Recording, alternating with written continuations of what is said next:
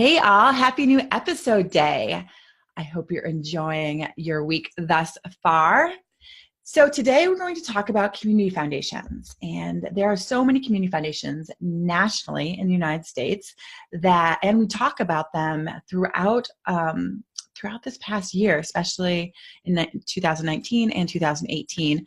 Like for instance, Bob Roth talked about donor advised funds.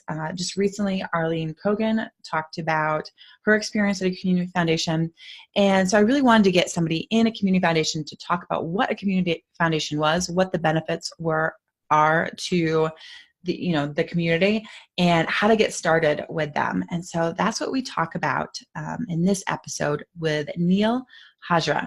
He's a CEO of the Ann Arbor Area Community Foundation in Southeast Michigan. And I've known Neel for probably 5 or 6 years. He and I served on the Council of Michigan Foundations board. Remember Rob Collier? I don't know what he talked about. But anyway, I think he talked about what basically the last 20 years, what has happened in the last 20 years in philanthropy. So Rob used to be the head of the Council of Michigan Foundations, and he's amazing, and he just retired. So I really wanted to, sorry, there's a plug for, Council of Michigan Foundations. So I really wanted to kind of go deeper into what a community foundation was and what it does. So I've also gotten several questions from people about how do I start in creating family philanthropy in my family.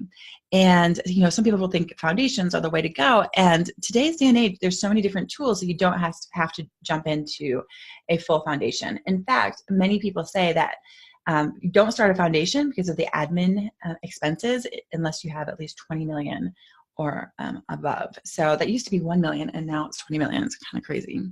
So now there's so many different vehicles and community foundation.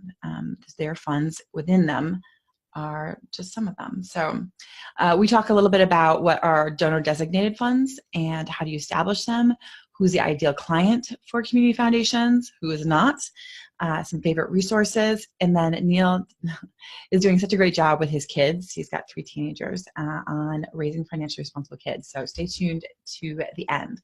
All right, y'all. I hope that you are enduring, if you're in the northern part of the United States, hope that you are enduring this crazy weather that we're having. Although quite frankly, my friend in Arizona just got dumped on with snow. So I don't even know what's going on in the U.S. with this weather. It's crazy.